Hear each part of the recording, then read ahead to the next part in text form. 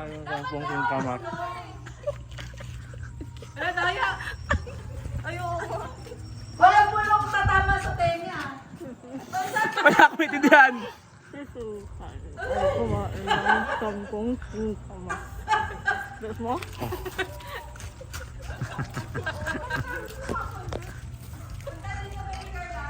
Pa ay kumain ng 10 singkamas. Okay, go. Wait lang. May timer ba? Wala. Dito, Wait lang, durog na! Kain. O, go. Subo lahat. Ang dami, dalawa. Aga. O, sabihin mo na. O, sabihin mo na. Dito. Madaya, walang nguya-nguya. Sabihin mo nga. Walang nguya-nguya. O, game. Game.